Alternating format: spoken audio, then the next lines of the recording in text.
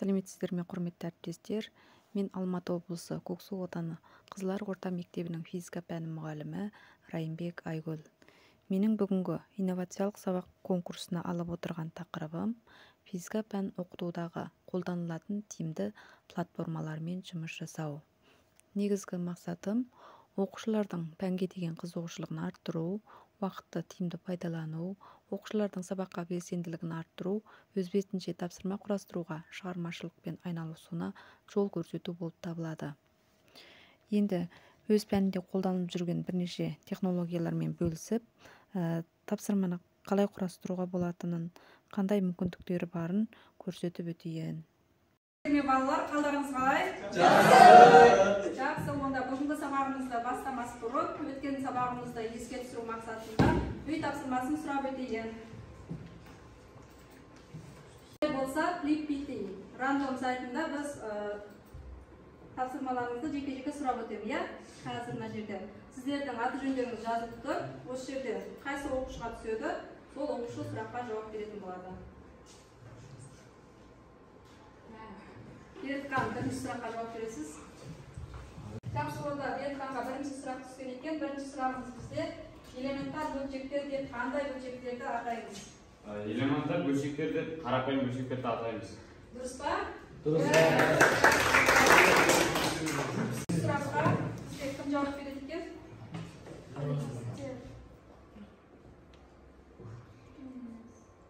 Жадыра. Екінші сұрақ бізде Жадыраға түсті. Екінші сұрағымыз термоядролық реакция дегеніміз не? Термоядролық реакция дегеніміз өте жоғары температурада жеңіл ядролардың бірігіп ауырлау ядроны түзу процесі. Жақсы. Сұрағымыз жайында. Бұл сұрақ бізде жер бетінде алғашқы термоядролық реакция қашан, қайда жүзеге асырылды? Ең алғашқы реакциямыз 1952 жылы 1 қарашада ашылды. Тынық мұхит жағында ашылды. Жақсы. Балалар, бұл жерде барлықтарыңыздың аттарыңыз жазылып тұр. Осы жерден біз 3 топқа бөлінейік. 3 топқа өзі бөледі. Бізде бірінші топта Ербосын, Айғаным, Сағынай, Балжан, Ақбота, Қаскер. Бірінші топқа барасыздар. Екінші топта Құдайберген, Бақдәулет, Батыржан, Замғар. Үшінші топта Бекзат, Жадыра, Нұрболат, Тұрғаным, Бердіқан. Осылай 3 топқа бөлінеміз балалар. Балалар, осы 3 топ бойынша бөлініп отырып болсақ, жаңа сабағымызды бастайық. Бүгінгі жаңа сабағымыздың тақырыбы физика және астрономияның дүниетанымдық маңызы. Бүгінгі сабақта қол жеткізетін оқу мақсатымыз адамның дүниетанымдық көзқарасының қалыптасуына физика және астрономияның дамуының ықпалын түсіндіру. Осы балалар, бүгінгі сабақта біз физиканың дүниетанымдық маңызымен танысасыздар. Адамның дүниетанымдық көзқарасының қалыптасуына физика ғылымдарының дамуының адамзат өміріне қандай ықпал жасауы, қазіргі замандағы дамып жатқан ғылым техниканың біздің өмірімізде қандай маңызы мен рөлі бары, сол туралы танысатын боласыздар. Онда балалар, сабақ барысында біз жеке жұмыс, топтық жұмыс және бекіту тапсырмасын орындаймыз. Осы бағалау парағы арқылы өздеріңді бағалап отырасыңдар. Жақсы.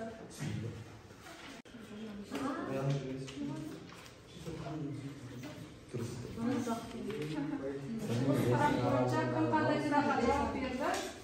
Өздеріңді бағалап отырасыңдар. Балалар, иә жоқ тапсырмасы. Бұл жерде сіздерге 2 минут беріледі. Иә болса дұрыс белгісін, жоқ болса минус белгісін қоясыздар. Иә болса плюс таңбасы, жоқ болса минус таңбасын қоясыздар. Жақсы, балалар, 2 минут уақытымыз бітті. Ондай болса, өз тапсырмаларыңызды қатемен жұмыс бойынша тексеріңіздер.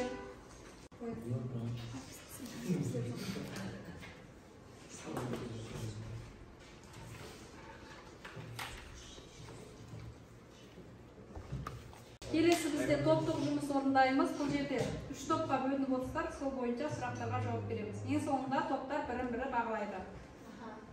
Топ бойынша бастайық. Қандай сұрақтар бересіз? Я сұрақтарға жауап береміз. Бірінші топ. 200 бірінші таңдаймыз. 200, я? Сұрақты оқып жауап береміз. Кім жауап береді? Бізде бұл жерде жауап радио толқындар болады. радио толқындар дейсіз, иә? Дұрыс емес. Айттым ғой. Дұрыс емес. Келесі. Екінші топтан. Екінші топ қайсы яшық таңдаймыз? Жоқ, үшінші қатардың үшіншісін таңдаймыз. Үшінші қатардың үшіншісі. 300 байлық, иә? Иә. Сөйлер арқылы тарайды кимесе, жұтылатын бір үлес энергия қалай аталады? Ол квант деп аталады. Квант деп аталады. Дұрыс екен, иә?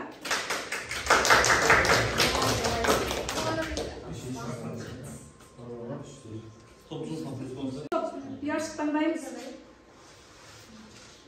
Біз 400-ді біріншісін таңдаймыз. 400 байлықтың бірінші сұрағы.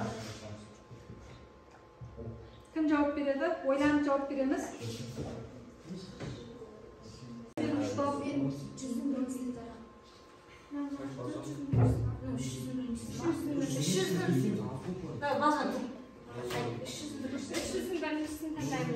Біріншісі. Электрон мен нейтронның заряд таңбалары қандай? Электрондікі теріс, нейтрондікі бейтарап. Бейтарап, иә? Дұрыс.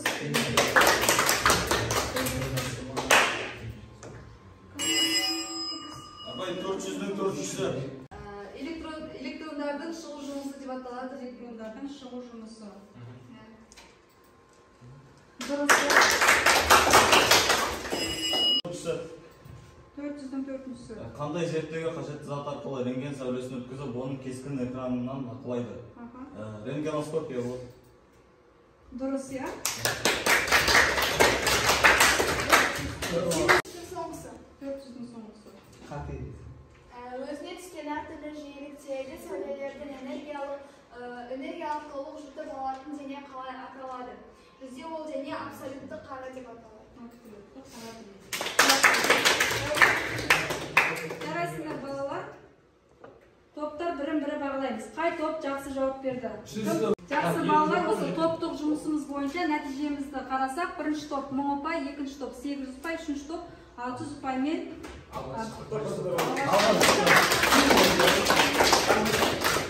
жаңа сабақты бекітейік. Жаңа сабақты бекіту үшін мен сіздердің WhatsApp-тарыңызға осы ссылканы жіберем.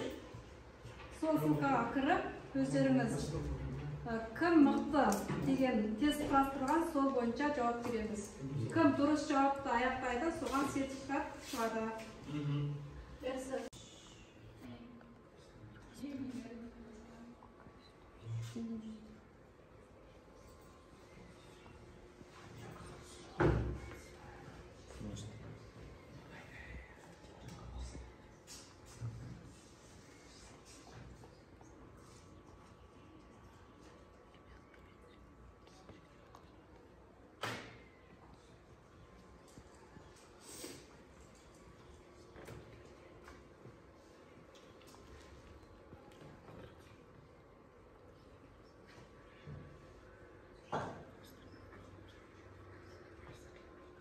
Жауап беріп болдық па, балалар? Егер жауапты дұрыс берсеңіздер, сіздерге сертификат шығады.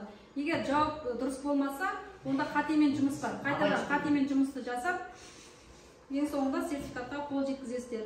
Сол алған сертификаттарыңызды WhatsApp желісіне жіберіңіздер. Абай мен болдым мен.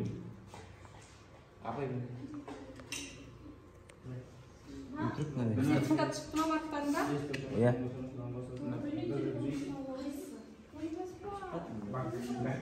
Бүгінгі сабағымыз бойынша кері байланыс беріп өтейік. Бұл жерде сіздер портрет тақтасы арқылы кері байланыс бересіздер.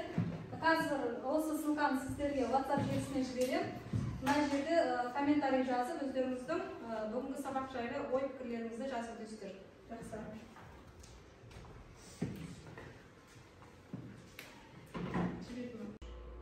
Олай болса, балалар, бүгінгі сабағымызды қорытындылап, сіздердің алдарыңыздағы бағалау парағын көріп тұрмын. Осы бойынша өздеріңіздің бүгінгі жинаған ұпайларыңызды күнделік кезекке қоятын боламын. Жақсы балалар, бүгінгі сабағымыз аяқтады. Сіздердің кері байланыстарыңызды көріп тұрмын. Сабақ өте жақсы болды, сабақ өте жақсы, маған қатты ұнады деді. Жақсы балалар, бүгінгі сабағымыз аяқтады. Сау болыңыздар. болыңыздар. Сау болыңыздар.